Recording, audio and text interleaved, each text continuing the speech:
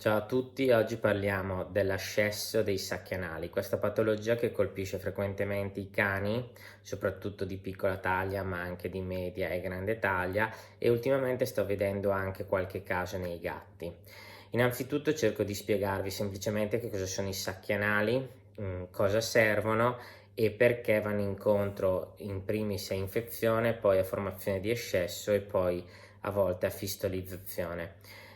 Fondamentalmente immaginate l'ano, che è la parte terminale dell'apparato digerente, dove escono le feci, che sia come un orologio con tutte le ore segnate. I sacchi anali sono posizionati a ore 4 e ore 8 e sono collegati all'ano da un piccolo canalino.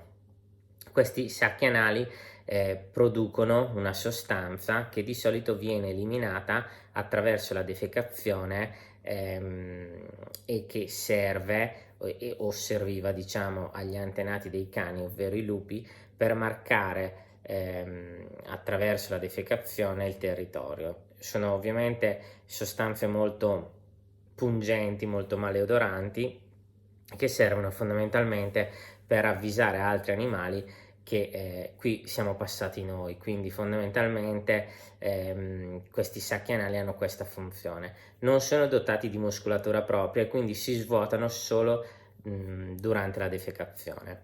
Nei cani di piccola taglia soprattutto abbiamo la difficoltà di avere una defecazione molto diciamo imponente, e quindi molto spesso questo secreto ristagna all'interno dei sacchi anali e molto spesso i batteri che si trovano ovviamente a livello di ano diretto colonizzano questi sacchi, creando quindi una vera e propria infezione. Quindi si forma del pus, si forma un ascesso, l'ascesso cresce e essendo l'ascesso litico distrugge ovviamente la parete e fistolizza verso l'esterno. Voi avrete magari già visto qualche cane che presenta a livello proprio di ano, proprio a livello di ore 4, ore 8, dei buchini dove esce questo pus, e questo fondamentalmente è una fistola del sacco anale.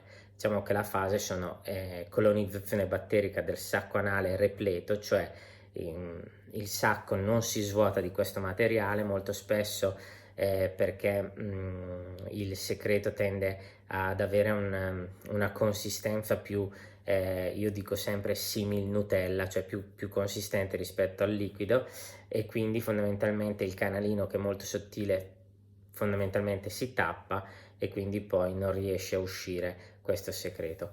Quindi i batteri colonizzano questo secreto, si forma quindi infezione, produzione di pus, ingrandimento di questi sacchi che sono che hanno una grande dolorabilità nel cane. Il cane cercherà di grattarsi il sedere cercando di svuotarsi questi sacchi, e poi ovviamente se non si interviene c'è fistolizzazione con eliminazione di questo pus e materiale che viene contenuto nei sacchi anali, e fondamentalmente il cane avrà comunque dolore, si tenderà a leccarsi la zona, e quindi ovviamente voi portatelo poi dal medico veterinario che deciderà ovviamente la terapia corretta per risolvere questo problema. Si pensa anche che sia legato anche all'alimentazione, proprio perché un certo tipo di alimentazione fa svuotare meglio i sacchi rispetto ad altri. Si pensa a un'alimentazione più ricca di fibra che abbia una capacità di fare svuotare meglio questi sacchi.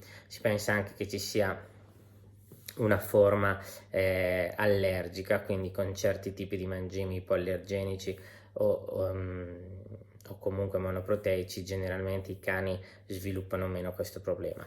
Ultimamente li sto vedendo anche nei gatti, quindi è un problema che colpisce pure il gatto, e anche i cani di media e grossa taglia, che di solito sono meno soggetti, possono sviluppare questo tipo di problema.